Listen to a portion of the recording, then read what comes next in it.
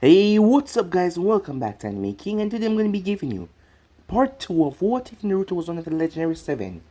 Remember to get this one to 100 likes as usual, share this to all of your friends in your social media platform, and also stay tuned for the brand new episode coming over from Anime King 2 and Anime King 3. If you're new, yes, you heard that correctly. I indeed have 3 channels, Anime King 2, Anime King 3, which I post what if on every single day for you guys to enjoy. So go ahead and click that red subscribe button and become part of the Anime King family. And thank you for all of your help and support. Remember to comment down below and tell me if you're new. I'll be replying talking back to all of you. So yeah, without further ado, what is to begin this new episode? Start the intro.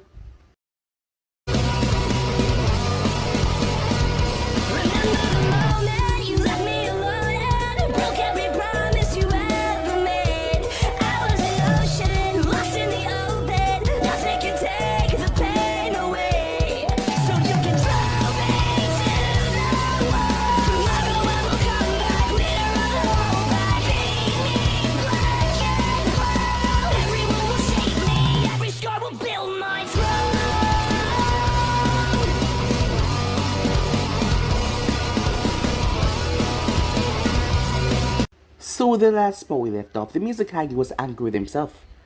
The tradition was going on for Kiri, as the members were fighting down below despite them being inside of a war. Recently, the Second Mizukage had fallen, and the war was still raging all over. He had started a war against Satan Stone because of his vengeance, because he had to watch his wife and their unborn child get turned into dust. The man hated me with everything that he got.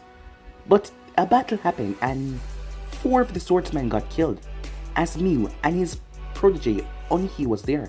It was a terrible battle, and his forces were losing, but he still had to keep this damn tradition, as some of the upper heads clans of Kiri loved it that way. The Hagoromo and the Kaguya clan. That was when he saw a blonde-haired Anvu, as he took them down so swiftly. He had to kill one of his own comrades to spare him the pain, as a comrade saluted him before he died, as he used a strange mist, darkness, smoke, and incapacitated the others. As the Mizukage got intrigued, his name was none other than Naruto as he made his way to his wife Ino, but it was a pretend marriage. Although the both of them were there for each other, neither of them were from Kiri, as they were sent here on a mission. The reason of that mission has not been revealed yet. The next morning, the Mizukage was along with the other swordsmen, as Naruto was called to the office.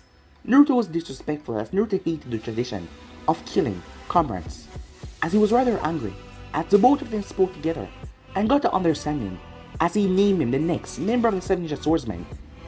And with that, he brought Naruto towards the police, where Naruto got a blade, as the blade seemed to just resonate with him, but he had to let the sword in. He had to let it in.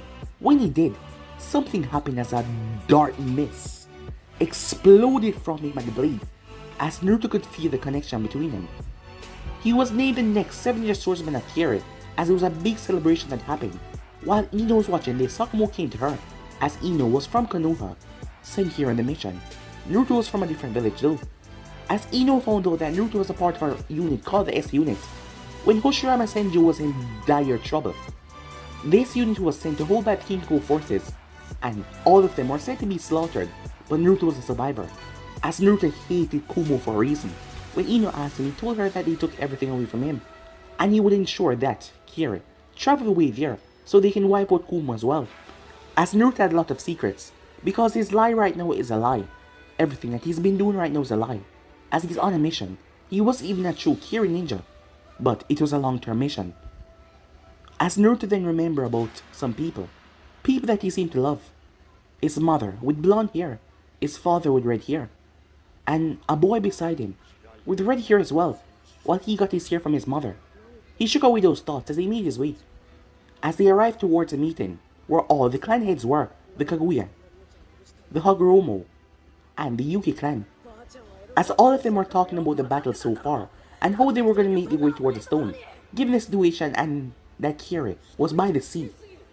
But they would have to go straight through Kumo, as Ino brought up that proposition. As Kisame simply smirk, well, if they had to, they would have to simply cut down all of them to get there. So yeah guys, so basically that's what I thought for you guys game.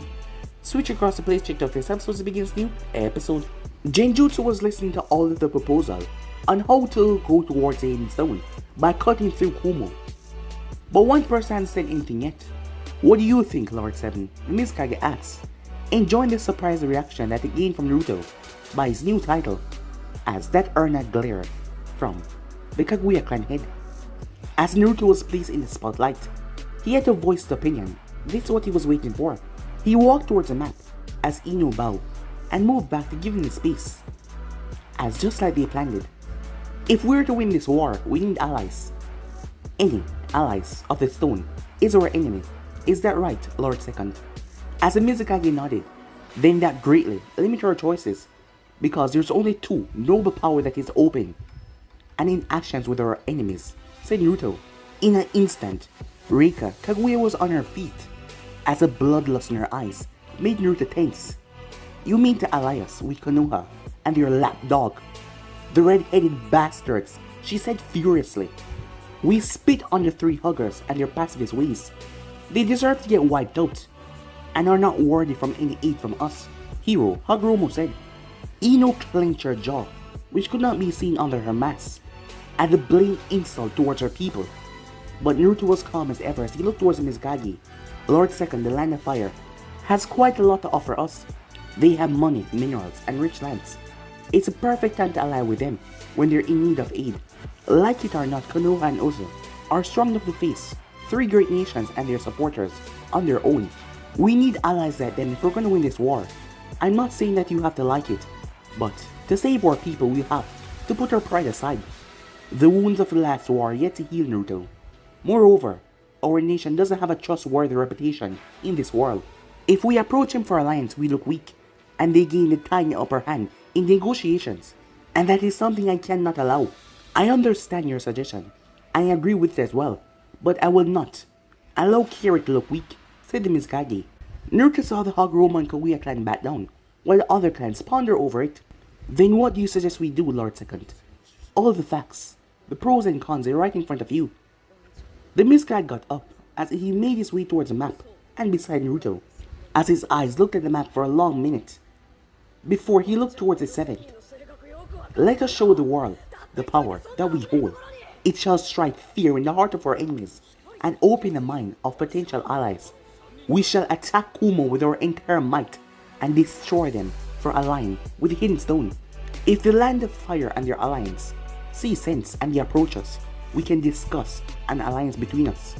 As a dark smile came on the face of the Kaguya and Hagoromo leaders, as the others bowed their head, as Naruto conceded as the Mizukage made up his mind, and trying to make him change it right now would just draw unwanted attention on him.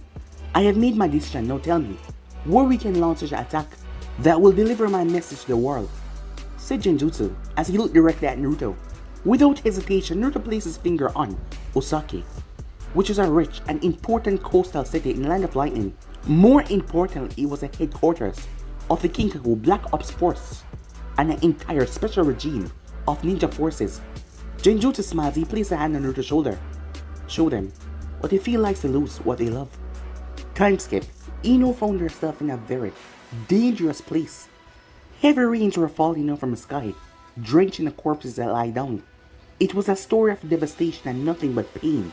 She caught sight of shinobis wearing the Kumo uniform dead, and Uzu ninja dead as well. Giant craters, scorched earth, flames everywhere. It was hell, yet the battle was not over. It was then that she sensed that familiar, but terrifying aura once again. Despite her instinct telling her to run away, her legs rushed her towards that tower. Her heart threatened to explode the more closer she got, as she heard screams of chaos and destruction. Soon enough she came at a mountainside cliff, as she looked down towards the ongoing battle. Her eyes widened as she saw thousands of Kumo shinobi standing on one side, and leading them was the Gold and Silver brothers. Joining the fight was the elite Kinkaku Black Ops forces. Judging by their numbers, the entire battalion was here, and they were participating in the battle. Her eyes widened when she saw 3 or 4 dozen teenagers from the Uzumaki clan lying dead on the battlefield. They were all dressed in envoy gear, and many of them still had masks on, even in their death. That is when she caught sight of a boy, as he was wearing a wolf mask, blonde hair as he was cradling, a red hair boy in his arms. Judging from the one on the ground that he was cradling, with a nasty hole in his chest, he was dead. As Uza saw tears of blood falling from the wolf mass Anvu, as she felt it, a feeling of hate resonated from him. She rushed down the hill uncaring of the situation she was putting herself in, as that familiar feeling grew stronger in her heart. But she was forced to stop when the Uza soldier laid down his comrade, and he looked up towards the enemy that outnumbered him by a lot. It was then that she saw those red and haunted eyes. Sharingan? No, that wasn't the Sharingan.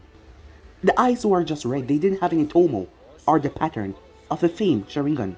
But the chakra that she felt from him, it felt so familiar to Uchiha. She could barely sense it, but it was there. And those eyes. However, there was another presence that coiled around the boy, threatening to incinerate anything in his path. Dark black ash started to leak from his body as the enemy army charged forward with a thunderous roar to the sky.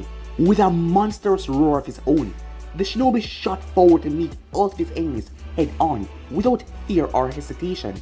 Ino was about to scream at him, to warn him to run and get away, but the world around her started to twist.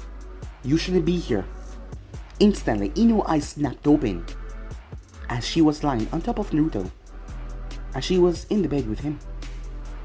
He did not look pleased one bit, as she flinched, seeing that look on his face, as she realized her mistake. Never.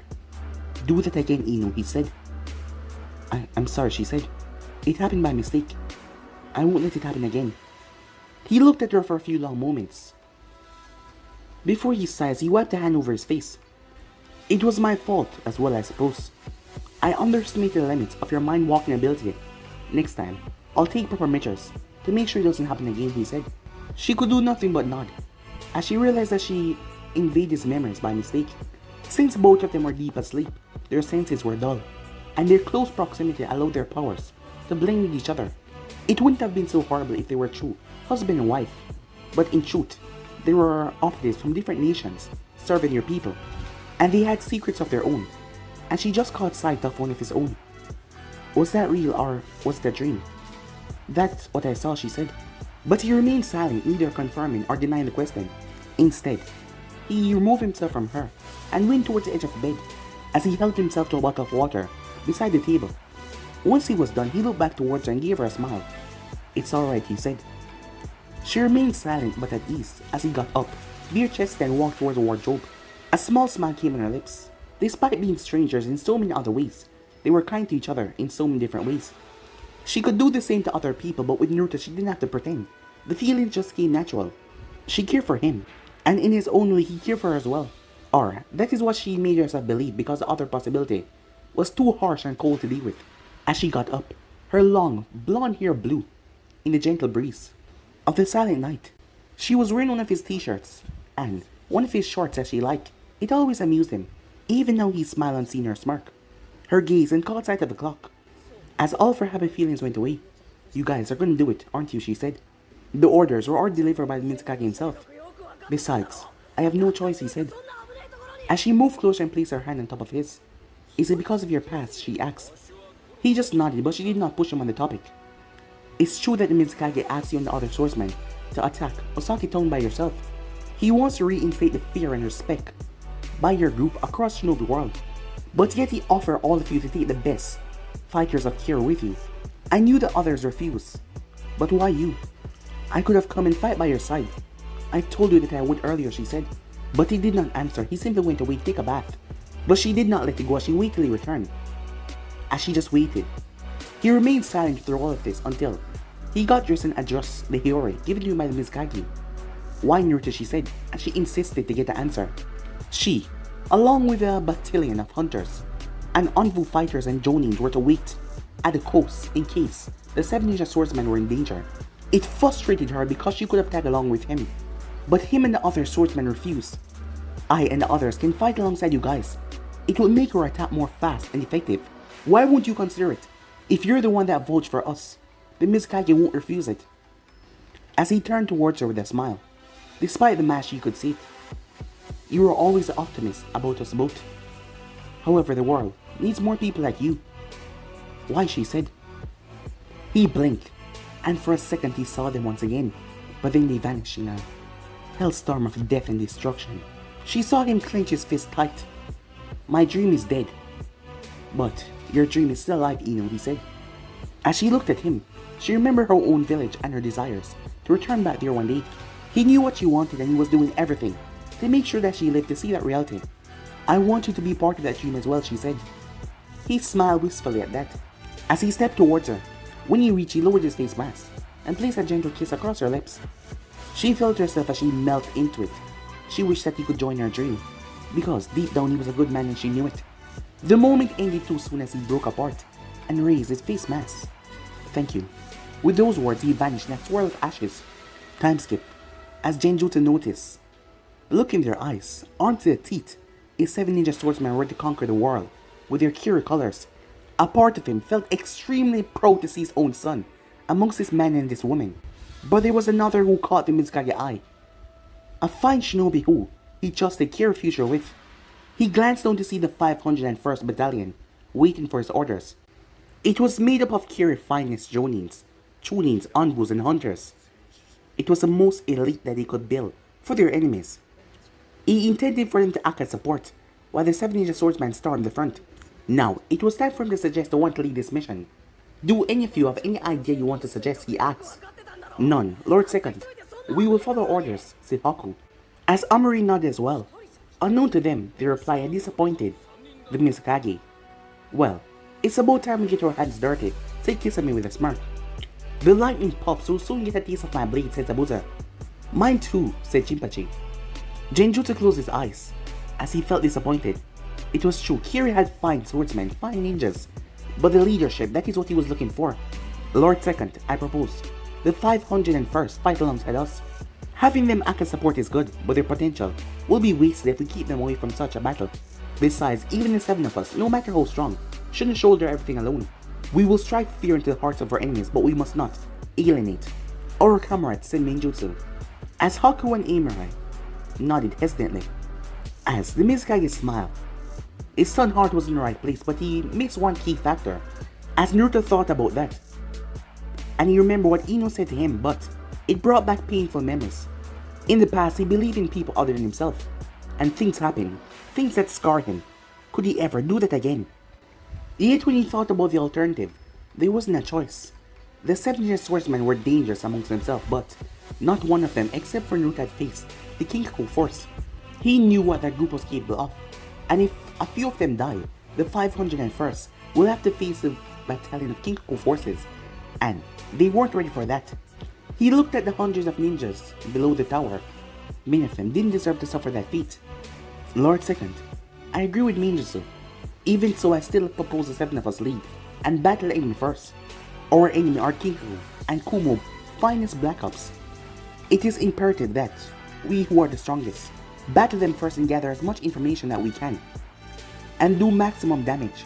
By collecting that intel, we can instruct our troops towards the enemies.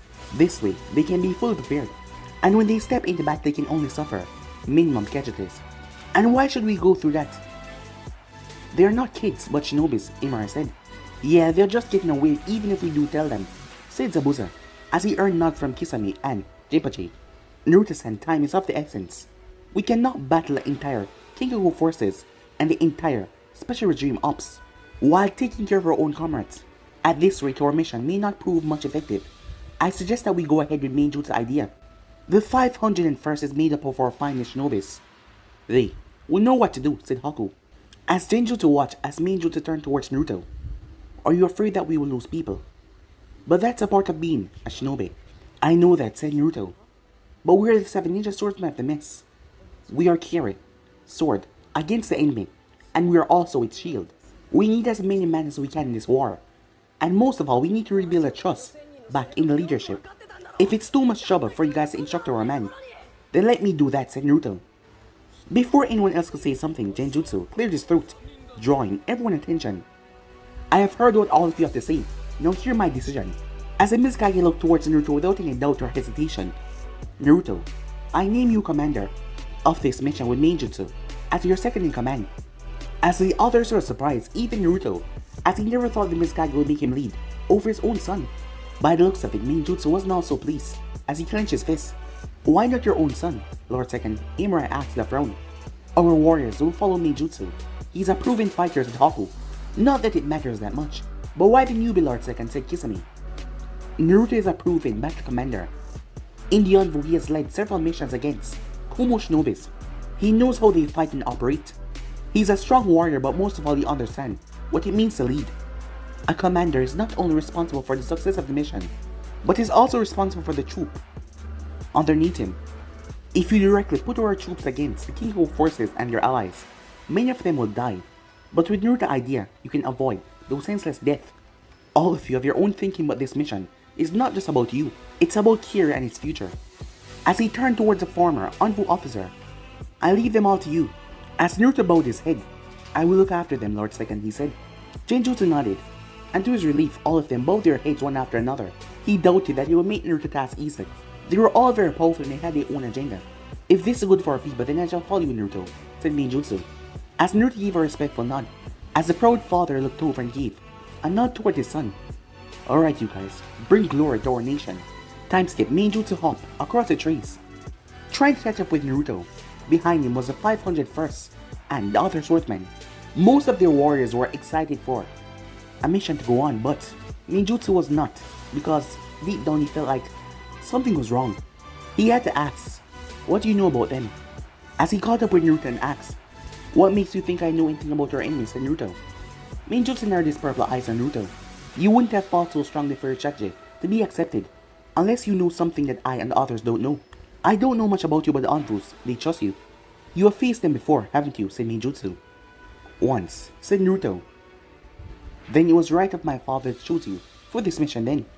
I won't lie, I want to lead this mission, but if you truly know how to fight them, with less loss to our forces, I will follow you. I just don't want more for people to die in vain, said Genjutsu. As Naruto glanced towards him, what is it, said Genjutsu. You just remind me of someone that I knew. Before Genjutsu questioned Naruto, they came to a stop as they reached a large sea that separate the forest and Kiri from the land of lightning. The remaining comrades joined him as Naruto nodded as Genjutsu addressed them. In order to reduce time, we will all travel by foot across the sea. Rest up a bit and gain your strength, because once we move, there will be no stopping. Don't you think it's a bit more dangerous for some of our younger subordinates? They might end up dying out there before they even reach shores, said Kisame. As he noticed a few of the chonins, there's no other choice with our old fleet being destroyed and a new one in the process of being rebuilt. We have no other choice but to cross it by feet, said Zabuza. It shouldn't be too strong for most of our forces, but in this case, when it might get lethal, the strong will have to shoulder the weak, said Haku, as Amirai sighed. Troublesome, she muttered, as arguments started to break out along everywhere. As Naruto released a burst of killing intent, making them stop, as the 501st and the swordsmen went on alert when they felt the power. To everyone's surprise, a mass of water rose from the sea. It spanned about 30 feet in height. As Genjutsu saw Naruto stand on top of it. Hop on, he said. Ino was left speechless as the entire force cheered. As everyone moved forward, all they had to do was keep steady on that wave. Haku was shocked, as Naruto was calm, despite what he was holding up. Even amongst Kiri shinobi, such a master of water is found just in a handful. Let's go, Hunter. Haku was snapping her thoughts when Ino called out to her, as the both of them nodded at each other and made their way towards it. As Naruto spoke when all of them were on, maintain balance with water at all costs. Leave the rest to me. He was about to summon a large amount of his chakra when he felt two hands placed on his shoulders, two across his back and two blades touching his legs. Looking back, he saw that it was Genjutsu and Haku who placed their hands on his shoulder, and touching his lower back was Amirai and Jinpachi, and Zabuza and Kisame had placed their blades on his legs. Can't let you steal all the shine, said Zabuza, as they all channeled their chakra inside of him. The entire 501st cheered as the thing brought them across the ocean. 2 days later, they made camp 50 miles away off the coast of the Osaki Island. It was an hour away for them to get there. This was one of Kumo's strongholds, as they said that it was undefeatable. We have nearly 800 fighters in our ranks, not including the 7 of you. The enemy has 3 or 4 times that number, including Kinkaku Battalion. We're heavily at a disadvantage. Not just strength, but bad terrain as well. This will be a difficult battle, said Ayo, as he was the leading officer of the 501st Battalion. As Naruto looked at the man who was covering his byakugan by a simple eye patch. Even now, the same officers was trying to gauge his power with that byakugan. So what's your plan, Commander? Kisame asks. Before you tell us your strategy, I would like to introduce someone, said Ao. Before anyone else could say something, Naruto felt it. The underlying dark chakra inside this woman. She was a beauty. As Mainjutsu and Jinpachi blushed. But many of them, they felt it. The underlying power. She was wearing a blue dress. She had auburn hair. Her green eyes were full of mischief. A katana at her back. Her chakra was swirling through her playfully. Her gaze connected with the blue eyes of her commander. As she bowed slightly. I am Mei Terumi. Heir to the Terumi clan. And the Jinjutsu of the Six Tails, she said. Naruto did not miss that everyone in the room tense as Mei finished her introduction. Well, it was a natural reaction to a Jinjutsu presence. But in those nervous gazes, he saw scorn and hatred for someone who was supposed to be their comrade. Their eyes showed that he saw her as a weapon or a creature of evil. Being born in a village without any tail beasts, he couldn't experience these feelings, but he could understand what it meant to be different from others. To have a power that made people fear you. He could understand that very well, no matter what the others say. For me, you're a great shinobi. Those words went through his mind as he smiled. As he remembered his little brother. When everyone gave up on him, he still loved him no matter what.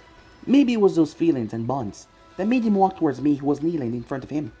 Mei blinked in surprise when the commander knelt to her level and offered her his hand. Call me Naruto. I hope we can work together. As Mei took his hand and felt the connection. The positivity flew in around this man. Everyone around her was nervous, angry, disgusted or afraid, but not him.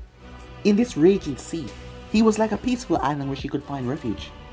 Even if she didn't know him, a part of her wanted to trust him and follow him.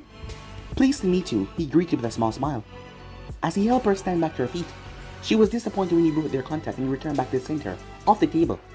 As his look was replaced by someone who was in charge, it would seem like the second was thinking, above us all. That's the Mizukage for you, said Naruto. As Mei smiled, how do we proceed? Lord Seven, she asked. As she was looking at him, well, rather strangely. Fortunately, Ino was not present here, or it would have been quite different. He coughed as he focused back on the map. Our ultimate goal is the sheer destruction of the city. However, that's a difficult task. Mei, how much of your Bijou power can you control? I can control up to 3 tails. Any more than that and I lose control, she said honestly. We cannot have that, so you will stay close to me. I plan to use her aid whenever our forces are being overwhelmed. And we cannot have you going out of control and lacking our forces. So I'll keep you in control, said Naruto. Can you even do that? A out of control Jinchuriki is a walking disaster that doesn't discriminate between friends or foe, warned Amurai. As she looked towards Mei, who glared back at her. Channel your chakra, Mei, said Naruto. Mei hesitated, but she decided to agree to that command. As she channeled her chakra, as he gestured for her to increase it. Compliant, she started to summon 144 power. But then she felt an ache in her stomach, as black markings started to spread over her body. Fuinjutsu. She, along with everyone else, looked at Naruto with surprise, who had his hand in the ram seal. Mei blinked, as Mainjutsu whispered, that handshake. As Zabuza and Jinpachi narrowed their eyes towards their commander, seeing him in a complete different light. Perhaps the Mizukage saw something that they could not see. You mark her the moment you touch her. You're quick, Lord 7, said Kisame. Mei tried her best to shake off the seal, but she could not. Her father had warned her to be careful around him, saying that he was a accomplished envoy officer. She see why now. Through the seal, she could feel his chakra invading her body and crushing her power. This was not any ordinary chakra or someone that was normal at all. Only a handful amongst ninja families could control the power of Jinjurikis. But the moment she stopped, she felt the release as he stopped suppressing her power. As she looked at him, as sweat ran down her forehead, he was unfazed, perfectly fine. As she saw the difference between strength between him and her, despite having the 6 tails within inside of her. Meanwhile, Naruto studied the map. It was a medium-sized port, as there was a lot of shipping areas. On the eastern and the western side, the place was surrounded by large mountains, and the border was on the north side, an hour away from here. 4 groups of 200 each, said Naruto. The first group would be made up of purely 100 ninjas and envoy black ops. They shall be the vanguard forces that will battle the bulk of the enemy force under the great 7 ninja swordsmen. The second group comprised of elite jonins, probably fighters of light and earth style. This group will divide itself into 2 halves, climbing on top of each of those mountains on the eastern and western flanks surrounding the city. When I give the signal there to launch, aerial bombardment all over the city. The third group, made up of skilled jonin, their task shall be to loot any valuable money, resources, food, weapon, and intel. Apart from these tasks, there's also set up escape routes or forces can flee in case they need to retreat. Ayo, I want you to command this task force. The fourth group will be made up of chonins by, lately, newly appointed jonins. They shall be the force to protect our rear from any counterattack. When he was finished, he looked up to see if there was any objections, but there were none. As if they were, they kept it well hidden. Do we have any strategy that we shall engage Kinku? Zabuza asked. Only the 7 of us shall engage them. Under no circumstances do I want any of our forces to make contact with them. Ayo, as lead officer of the 501st, I want to make this clear to you. If anyone apart from the 7 swordsmen army make contact with them, they are as good as dead, said Naruto. Surely, you're exaggerating a bit, Lord 7, said Ayo. I have faced them before, said Naruto as he started to unclip his jonin vest. And I barely survived the encounter. As he showed, there was a nasty scar. It was deep, from his upper chest to his lower stomach. What are they? Haku said.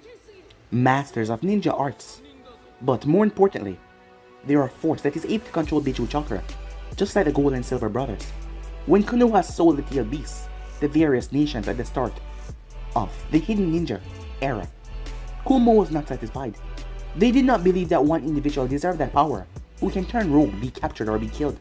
So they started a program where their elite ninjas can learn how to control the tail beast's power to an extent. The Gold and Silver brothers, who had the Kyuubi Chakra in them, were tasked to train this force. Naturally, there was many casualties, but Kumo never cared. They only cared about the power that it would grant their forces. After a decade of experiments, they were able to create a force, a unit that can use that power. And that force is known as the Kinkaku, said Naruto. Well, if this is true, we cannot let our force battle against them, said Ninjutsu. Even so, battles are unpredictable. If some of them manage to slip past us and aim towards our forces, Haku said. Then, Amurai said, they will all be...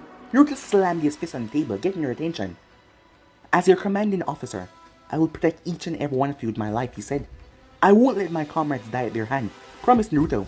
Not again, he thought to himself. The Mizukage place our lives in your hand, Lord 7. I may not know you personally, but your eyes reflect determination and desire to protect the people underneath you. I can respect that, so we all shall believe in you, said A with a small smile, as they went on to discuss the details. Time skip. Naruto stood before the 501st and the other swordsmen. The sky had darkened, yet he could see their faces. Soon they would all venture into their toughest battle. Many would not come back alive, and many would never be the same again. This battle would change them for better or worse. Only time could tell that part. As their leader, it was his responsibility to make them ready for the obstacle in front of them. We're ready, Lord 7, said Ayo, as all 800 warriors stood at attention. I don't have much to say. I wish I knew each of you personally, and the opposite as well. Maybe after this battle we can all have some drinks together, and a blast on our victory, said Naruto with a small smile, as a few of them chuckled. But there were many of them who wasn't looking comfortable. Sir, please take some of us with you. We are expendable. The 7 ninja swordsmen aren't. One of them argued as he looked barely 15 years old. No, you're not, said Naruto. Never think like that. You're loyal soldiers of Kiri, the best hope of our people. I hope you have faith in me and my plan. I will also have faith in each and every one of you. Look after each other in battle, follow your training, and give it your best. Most of all, never lose faith in each other and yourself, because the cause that you're fighting for, no matter the odds, I shall clear them and give you away. And know this, dead or alive, I shall bring you home. That's my promise to each and every one of you, said Naruto. So shall I, said Ninjutsu with a smile. Me too, Haku said. Guess we'll just do all the heavy work so you pups don't get in too much trouble, Amurai said with a smile. Leave the heavy lifting to us and these big boys, said Zabuza, as Kisame and Jinpachi simply smiled. As Naruto gazed connected with Ino for a moment, as she gave him a nod. Ayo, wait for my signal, said Naruto. Time skip. Ninjutsu had to pause when Naruto stopped, as him and Naruto had teamed up together, and so did the others. Haku and Amurai was Team 1. Kisame and Zabuza and Jinpachi was Team 2, and him and Naruto was Team 3. Team 1 and Team 2 were tasked with dealing maximum damage to the enemy power. Team 3 was the one to find the strategy and the holes that would break the enemy. But first, they need to enter the city. What is this, a ninjutsu? As Naruto bent down, please stand on the sea surface. There's a barrier up ahead, a weak one, that will alert the enemy the moment we step foot. I cannot see or feel it. Can you deactivate it? Asked Ninjutsu. As Naruto got up and looked at him, it is done. Signal the others to move. Ninjutsu gave the signal as mists started to creep all around them, as the ninjas shot past them at an alarming rate towards the city. As Naruto and Ninjutsu walked forward calmly, as Naruto looked up as he felt the presence of the Kiri Shinobis going up on the mountain sides. How long before they know what is going on and counterattack? Asked Ninjutsu. 3 minutes, said Naruto. Don't worry, I'll take care of that. As he raised 2 fingers, Ninjutsu watches heats upon heats of ash bled from his body, and it mixed right into the mist. Within minutes, Ninjutsu felt that power spreading.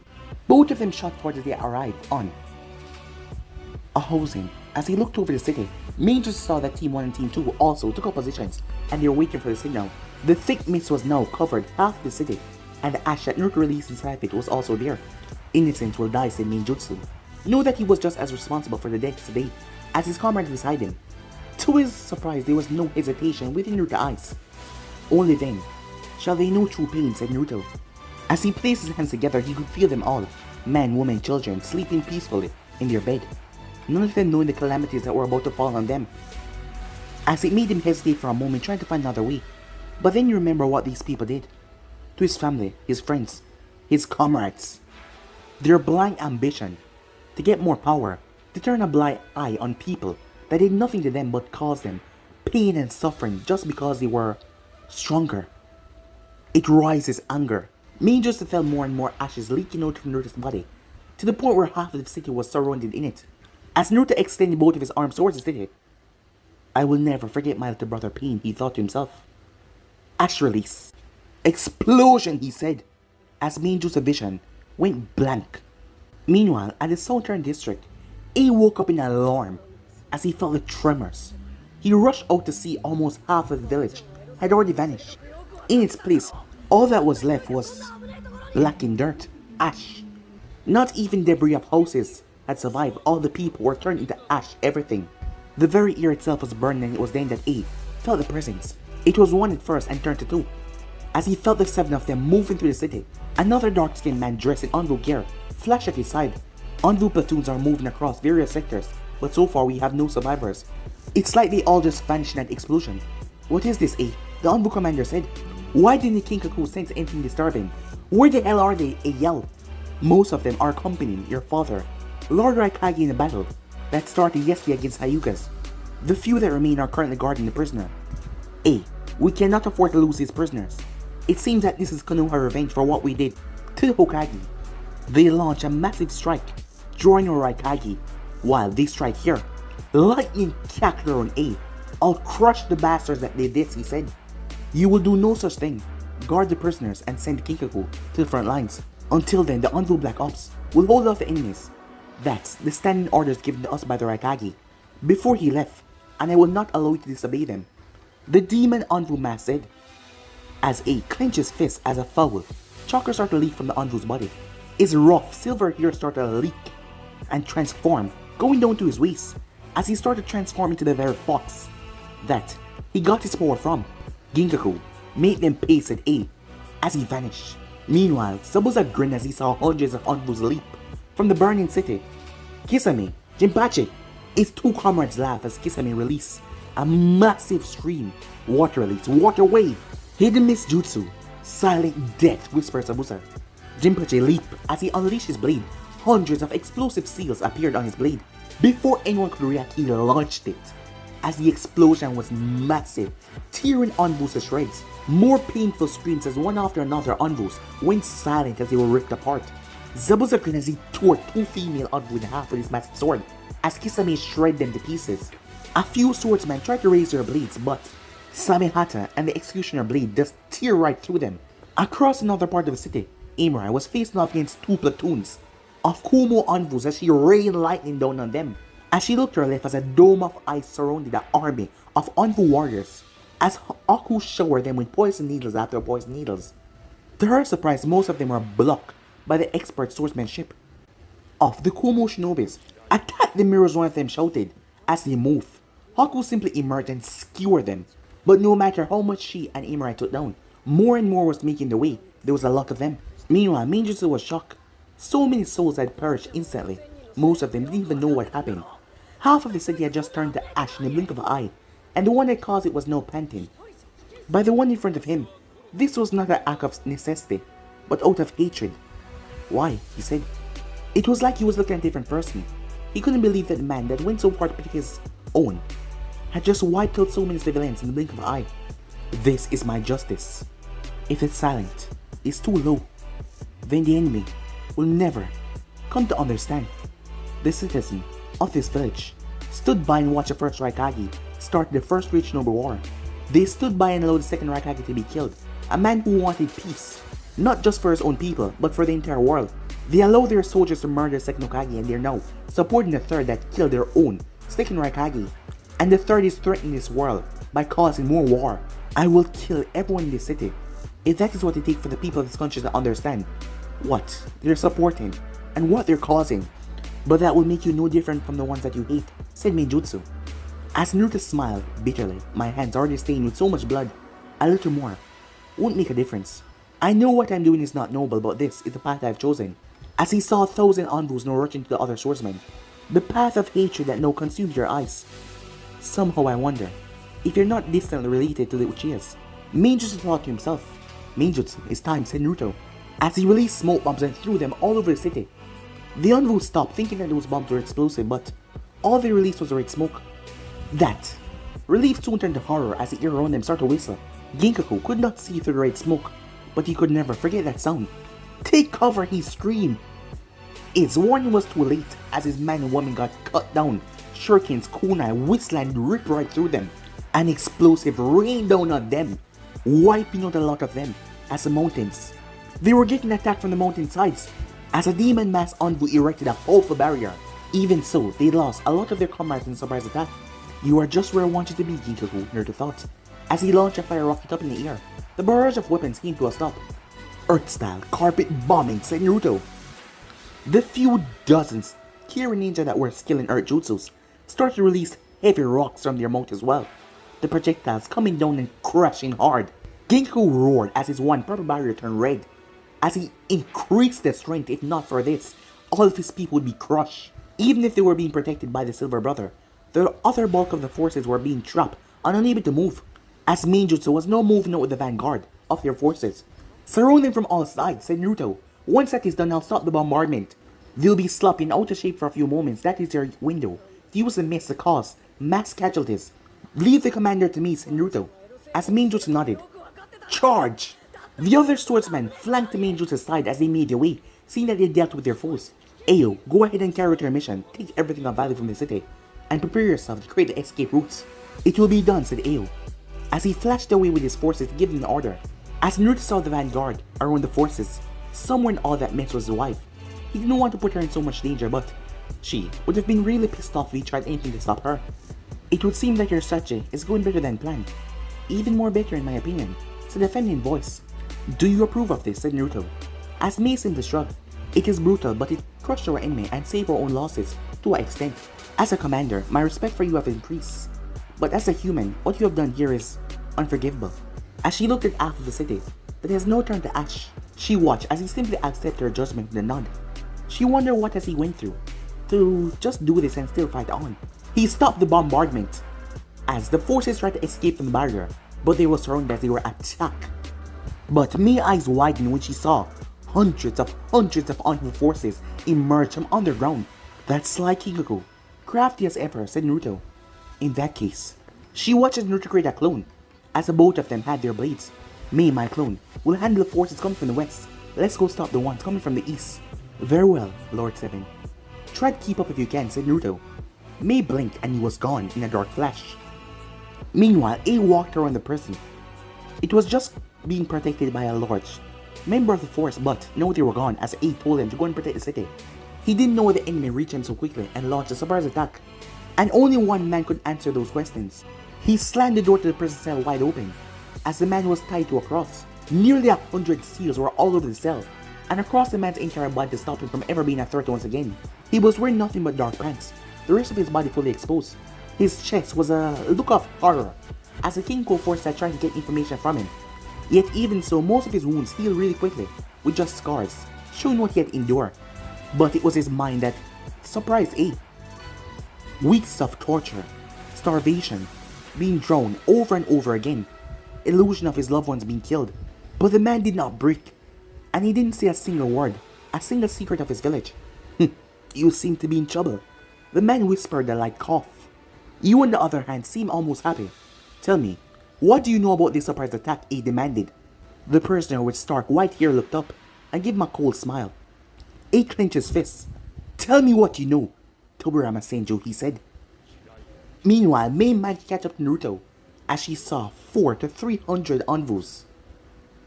As she watched Naruto as he pulled his blade from a Anvu who barely looked 13 years old.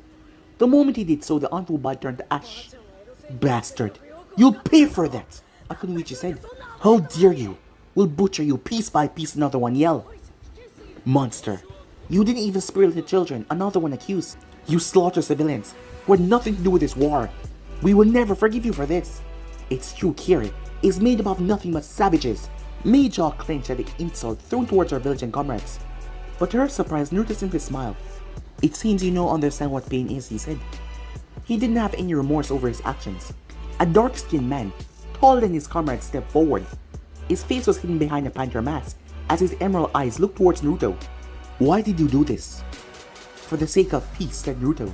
As Mei felt it, as all of them released killing intent towards Naruto. After hearing his answer, after killing our friends, destroying our family, our home, you dare say such a thing? The Anvu leader said with nothing but disgust and hatred. Then what about the people and the lives that you and your people destroyed? Kumo, start this war, said Mei furiously. The land of lightning is blessed by the gods and is destined to rule over this world. Those who stand in our ways are nothing but heathens, a female Anvu said. Mei was surprised by that answer. These people truly believe that you're better than others. Such arrogance. But it is looking into the eyes that she saw. It kind of scared her. Kill them all, he said. And she summoned her Bichu Chakra, as the confidence that they had faltered a bit, as the Kumo ninja surrounded from all sides. Give up.